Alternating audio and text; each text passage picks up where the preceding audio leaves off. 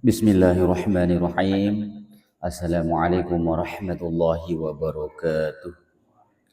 Alhamdulillahirabbil alamin wassalatu wassalamu ala asyrafil anbiya'i wal mursalin sayyidina Muhammadin wa ala alihi wa sahbihi ajma'in. Rabbi yashrah li sadri wa yassir li amri wahlul 'uqdatam min lisani yafqahu qawli. Subhanaka la ilma lana illa ma 'allamtana innaka antal alimul hakim. Wa nafa'ana wa bi ulumi fid dharaini amin tsumma amin. Hadirin jamaah pengajian ba'da tarawih yang dirahmati oleh Allah dan semua yang mendengarkan pengajian ini, semoga Allah turunkan hidayah, taufik, kekuatan serta barokahnya.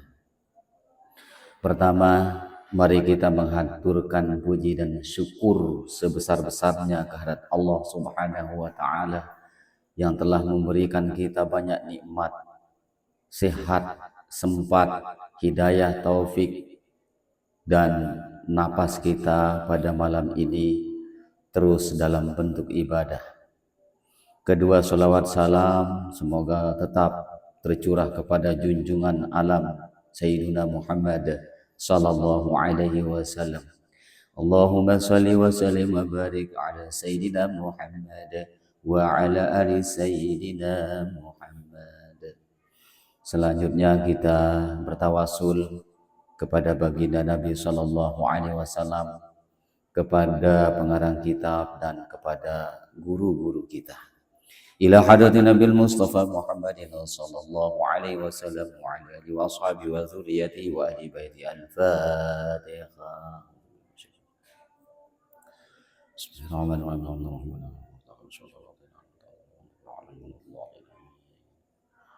Al-Fatihah ala musannif hadzal kitab al-Imam Al-Ghazali Hujjatul Islam, ya Allah yaghfiru lahu wa yarhamu wa yuli darajati wa yu'idu alina min asrari wa anwari wa ulumi wa barakati. Al-Fatihah.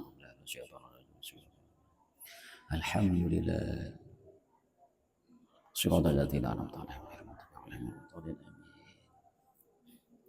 Al-Fatihah ala kulli jami'a masyayikhina wa masyayikhina wa khususan Asyahuna wa mursiduna Sayyid Muhammad Mujib Sa'in. Al-Fatihah. Alhamdulillah Rabbil Alamin.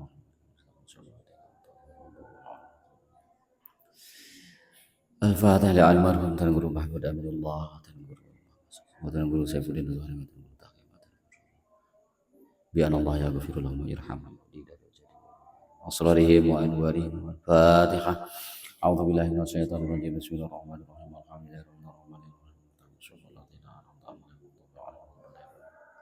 Allahumma shalli wa sallim wa barik ala Muhammad.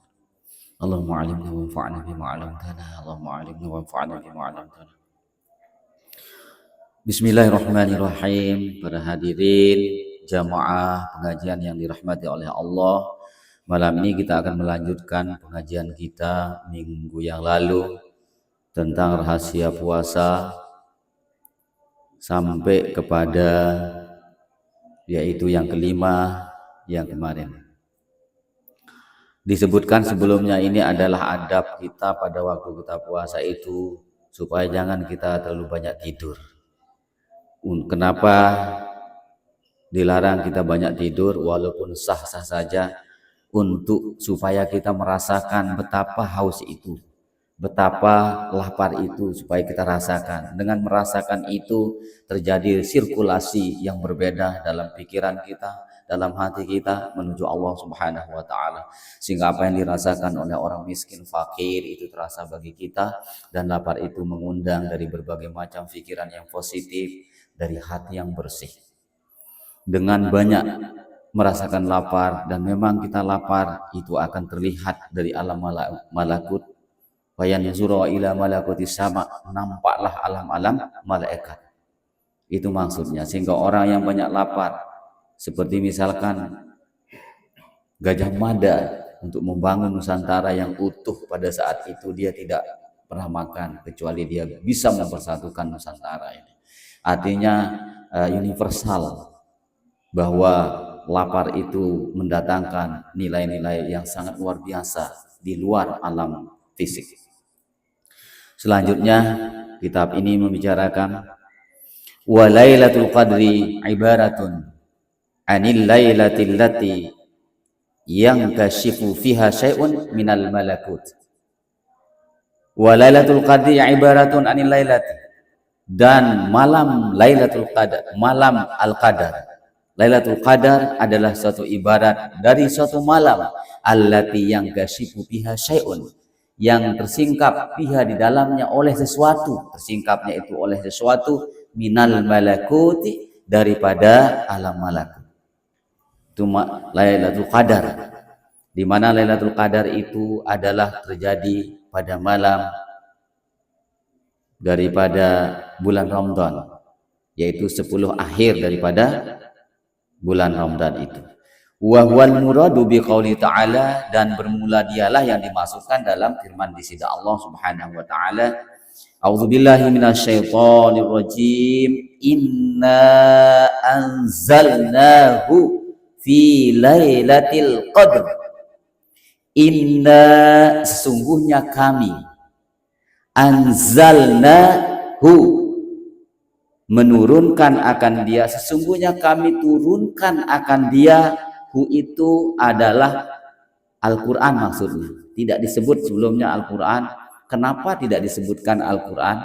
Karena dia sangat masyhur, maksudnya itu adalah Al-Quran. Sesuatu yang sangat masyhur tidak perlu disebut karena jelasnya, makanya tidak perlu disebutkan Al-Quran. Jadi sesungguhnya kami menurunkan hu itu Al-Quran fi lailatul qadri, pada malam Lailatul Qadar. Ini wa man ja'ala baina qalbihi wa baina sadrihi mikhlatun minat ta'am, dan orang yang menjadikan di antara hatinya dan di antara dadanya penghalang daripada makanan itu, fahuwa anhu mahjubun, maka dia itu terdinding daripada Allah, dari alam-alam malakut. Artinya setiap orang yang terlalu kenyang, yang kenyang, dia tidak akan mampu memandang alam malakut. Kembali kepada inna anzalnahu, ini kalimat anzalna atau inzal ini sebenarnya redaksi itu digunakan untuk makna fisik, tetapi di sini adalah digunakan dalam hal ini yang dimaknakan dengan al-ilha, yang artinya dipinjamkan. Dalam ilmu balaghah ini disebut dengan isti'arah tabi'ah. Jadi dipinjamkan kalimat itu kepada al-ilha, arti inzal itu anzalna al-ilha, maksudnya adalah mewahyukan. Kami wahyukan Al-Quran yang kami wahyukan itu. Adapun nuzulul Quran atau nuzul itu tidak ada sebutan yang masyhur, itu hanya saja sebutan kita di dalam masyarakat. Nuzul itu dinamakan dengan majaz akli yang disandarkan kepada pembawa Al-Quran, dalam hal ini adalah malaikat Jibril maksudnya. Nah, bagaimana pada saat posisi sesungguhnya kami menurunkan akan di Al-Quran itu pada malam Lailatul Qadar, itu dari Lauhil Mahfuz di bawah, kemudian berhenti secara sekaligus pada Baitul Izzah namanya, yaitu langit dunia. Lalu di langit dunia itu dalam tafsir di sini, yaitu tafsirnya Imam Syekh An-Nawawi Al-Bantani, tafsir Al-Munir, ini dijelaskan bahwa minal lauhil mahfuzi ala katabatil malaikah sama'ud dunya ila baitul izzah, yang seperti itu, minha thumma najammatahu safarata ala Jibril.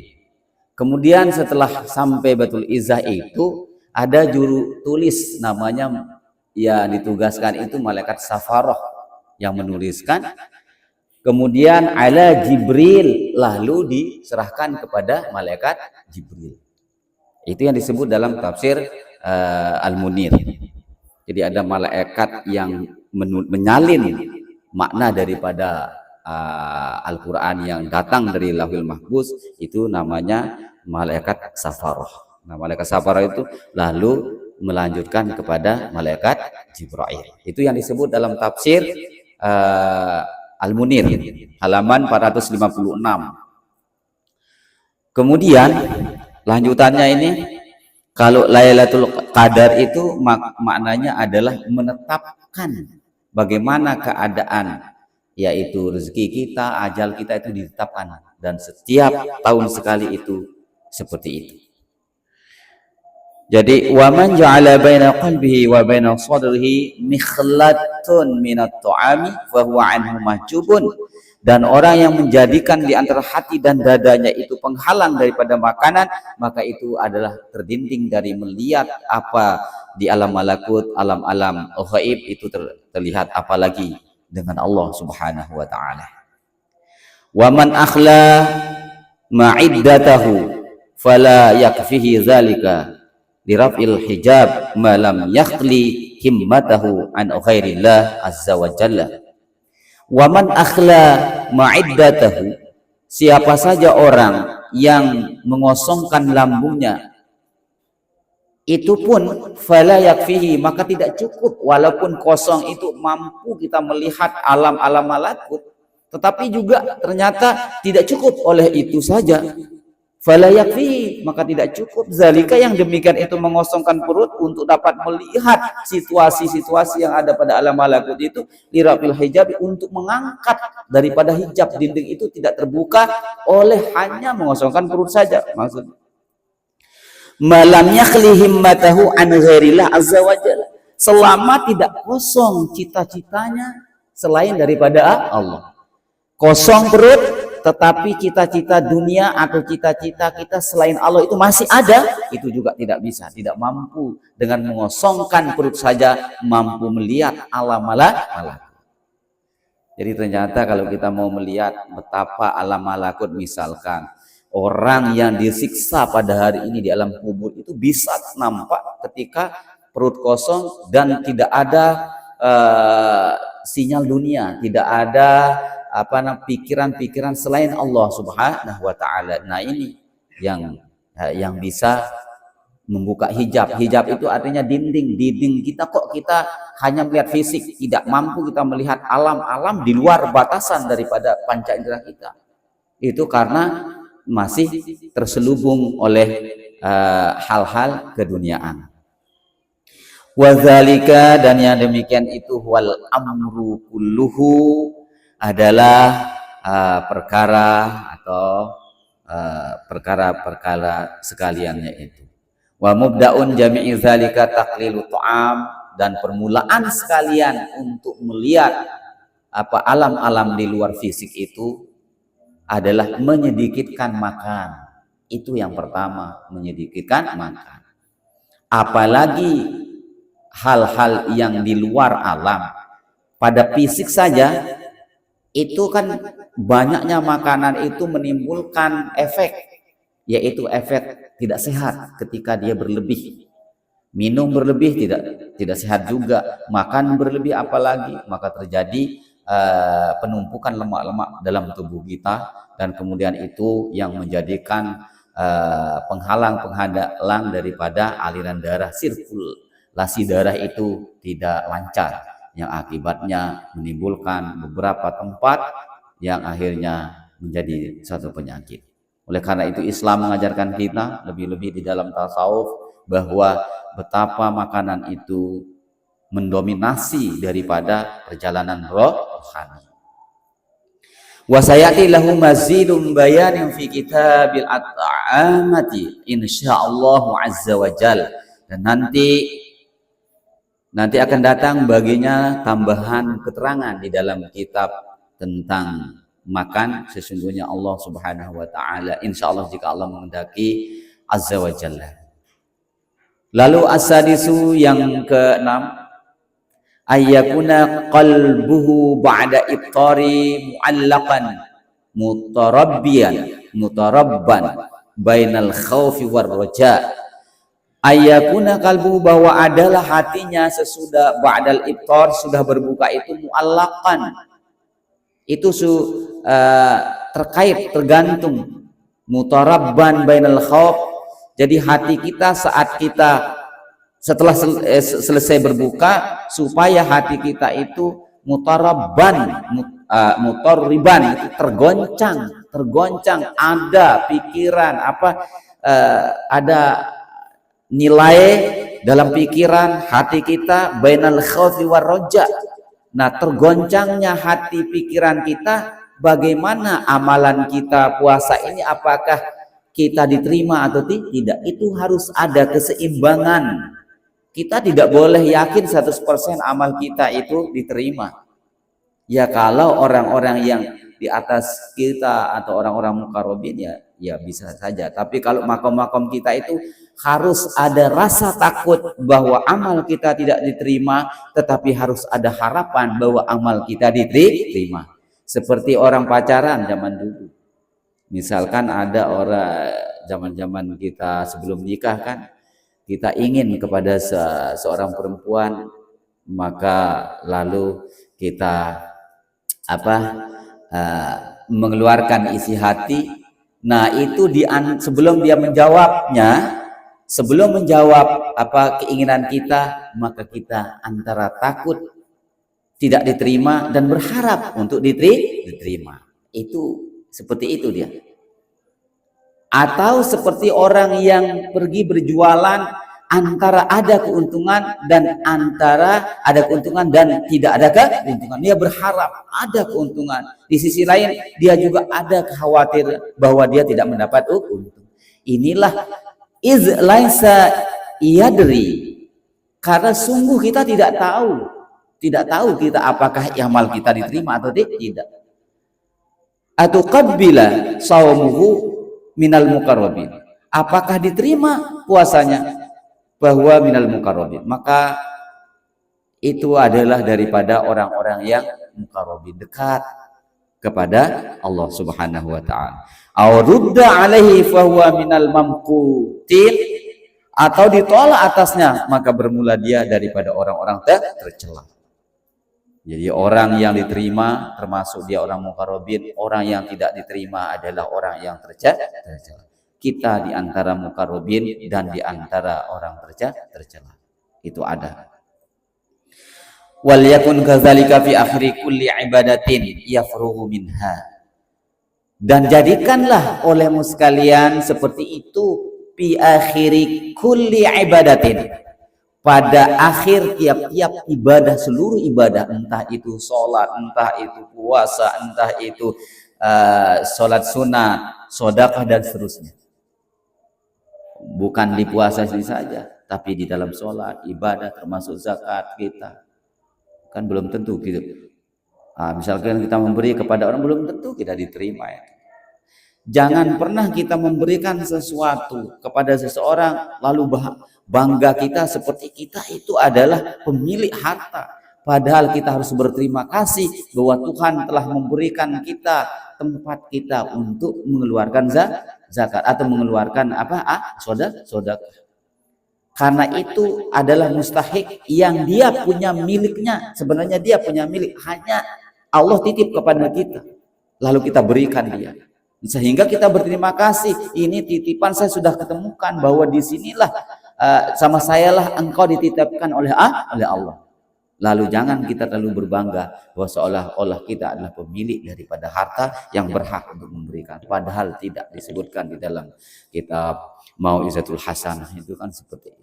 Jangan terlalu bangga engkau memberikan sedekah itu, karena kau harus berterima kasih bahwa Allah sudah menemukan engkau kepada siapa yang sesungguhnya engkau dititipkan. Kemudian wal yakun kadzalika fi akhri kulli ibadatin yafruhu minha.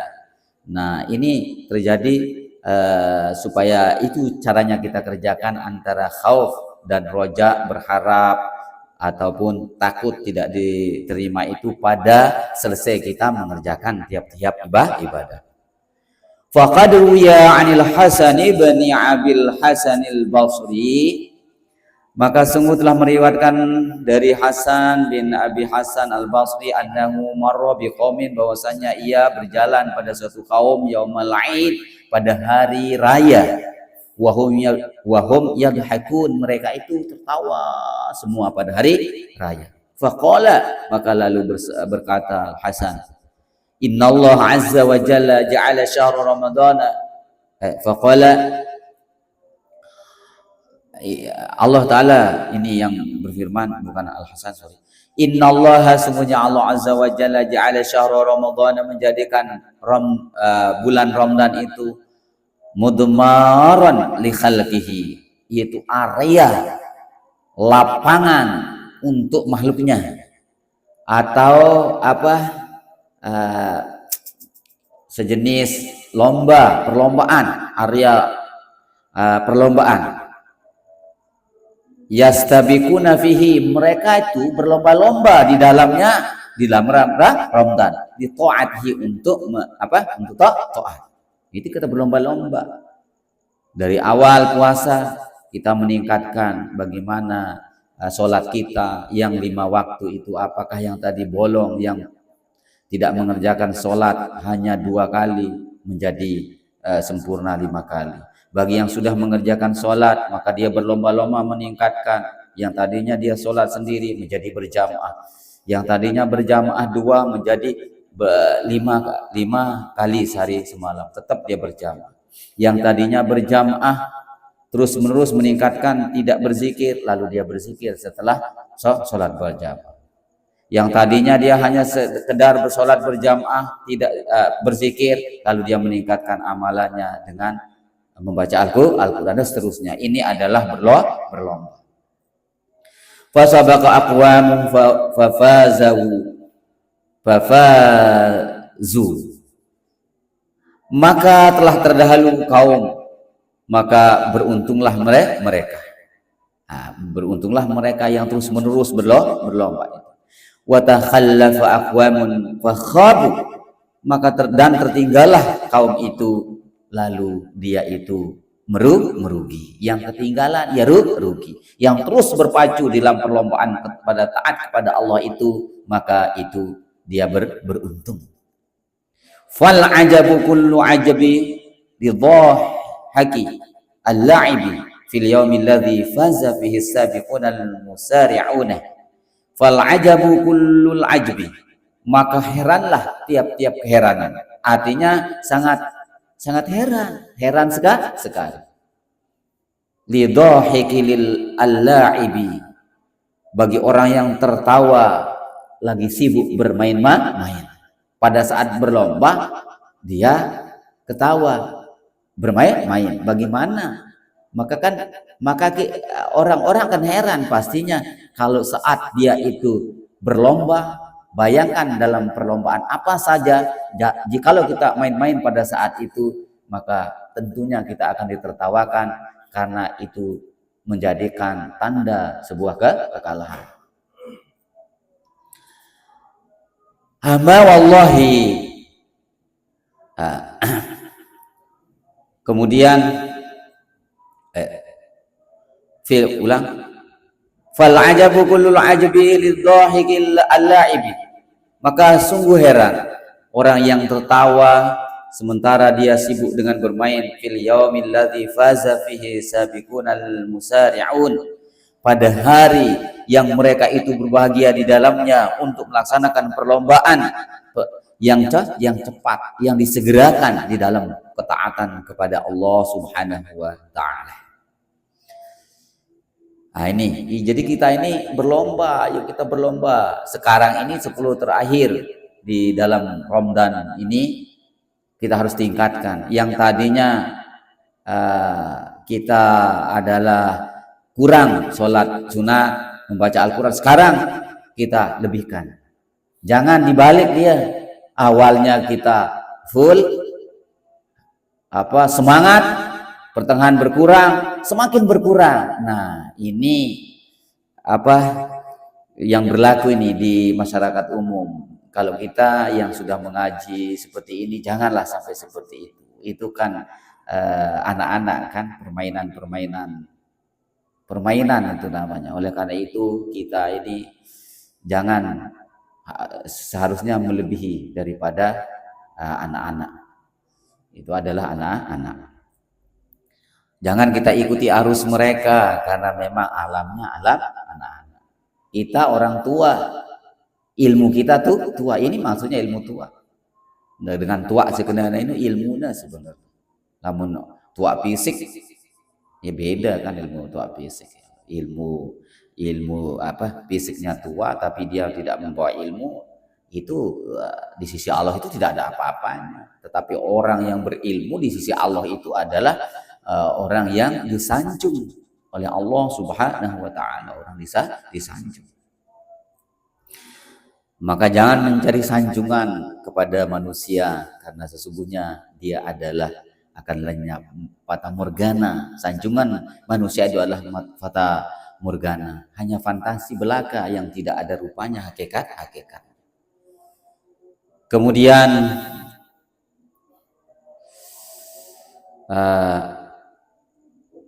lau kusifal ghita ama wallahi, kenapa tidak, wallahi demi Allah, lau kusifal ghita lastaghillal muhsinu bi ihsani wal masi'u bi asaatihi. Tersingkapnya, jikalau tersingkapnya apa itu tutupan, niscaya yang baik itu terus menjadi baik. Dengan baiknya itu menjadikan dia terus menerus baik, tiada hentinya. Wal masi'u bi asaatihi, dan yang buruk itu terus mengerjakan keburukan. Artinya karena sururul makbul yasgiluhu anil la'abi wa hasratul mardudi tasuddu alaihi babad dhahki. Adalah karena sururul makbul, adalah kegembiraan itu diterima. Yasgiluhu anil la'ib, sibuklah akan dia daripada permainannya. Wa hasratul mardudi, dan rugilah yang ditolak itu tasuddu alaihi babad dhahki, menjadi penghalang atasnya pintu ketertawaannya. Jadi gembiranya itu adalah dengan diterima, mampu dia menjauh daripada yasgilu anil laibi, sibuk sehingga dia sibuk dengan untuk membuka atau penghalang-penghalang itu. Yasgilu anil laibi, sibuk ya menjauh dari permainan.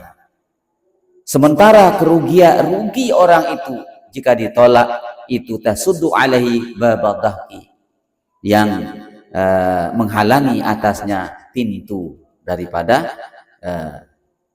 ketertawaannya itu ditolak dia karena dia termasuk orang-orang yang rugi. Wa anil ahnafi ibni qaisin annahu qila lahu, bahwasanya dikata baginya innaka syaikhun kabirun wa inna siyama yudha'ifuka, sesungguhnya engkau syaikhun kabir, engkau orang tua sekali nih. Wa inna siyama yudha'ifuka, dan sungguh puasa itu melemahkanmu wahai orang tua. Faqala, maka dikatakan sama Ahnaf ini, inni a'duhu li safarin tawilin, sungguhnya aku ini adalah mempunyai perjalanan panjang. Di dalam kitab Sian ini sebutna arana li syarrit tawilin, keburukan yang panjang. Lagu sebenarnya adalah li safarin tawilin, sesungguhnya aku ini mempersiapkan perjalanan yang sangat jauh, yang sangat panjang. Maksudnya akhirat yang berpuasa ini, kan kalau nasi dengan ini Al-Ahnaf bin Qais ini sida gamak tua ada, dia lemah puasa. memang aku tua, aku lemah, lagu aku ini aku nyiapang diriku untuk sebuah perjalanan yang sangat panjang, sebuah perjalanan yang sangat tak terbatas, yang lama proses perjalanannya. Wasabru ala ta'atillah subhanahu wa ta'ala ahwanun minas sabri ala azabihi. Nah, jadi untuk supaya kita itu bersabar, tahan di dalam ketaatan kepada Allah Subhanahu wa taala, untuk mampu mengalahkan oleh kesabaran itu atas azab-azabnya, sebagai penghalang atas azab-azab Allah Subhanahu wa taala. Nah, seperti inilah yang diuraikan di dalam kitab Ihya Ulumuddin oleh Al-Hujjatul Islam, yaitu Imam Al-Ghazali, yang membahas tentang betapa puasa itu mendatangkan banyak daripada nilai-nilai positif, yaitu mengosongkan perut dengan merasakan lapar dan dahaga yang nantinya akan mampu menyingkap daripada rahasia-rahasia kegaiban. Dalam hal ini mampu seseorang itu melihat alam-alam malakut yang tidak dapat dilihat oleh panca indera itu dengan mengosongkan perut, lalu dengan melaksanakan hal-hal positif serta tidak mengingat selain daripada betapa Allah Subhanahu wa taala dengan sifat-sifatnya, tidak lagi berpikir tentang dunia, tetapi dia terus-menerus istiqomah di dalam ibadat kepada Allah. Niscaya setiap orang seperti itu insya Allah akan mampu melihat alam-alam kegaiban, alam-alam malakut, sesuai dengan apa yang diajarkan di dalam kitab ini oleh Al-Imam Al-Ghazali radhiyallahu anhu. Kiranya sampai di sini pengajian kita pada malam ini, semoga bermanfaat dan penuh barokah. Jika ada salah mohon maaf, jika ada lebihnya itu dari Allah semata untuk kita semua. Wabillahi taufiq wal hidayah. Wassalamualaikum warahmatullahi wabarakatuh. Maulaya shalli wa sallim daiman abadan ala habibika khairil khalqi kullihim wal habibul ladzi turja syafa'atuhu likulli hawlin minal awalim taimi ya rabbi bil mustafa balligh maqasidana waghfir lana ma madha ya wasi'a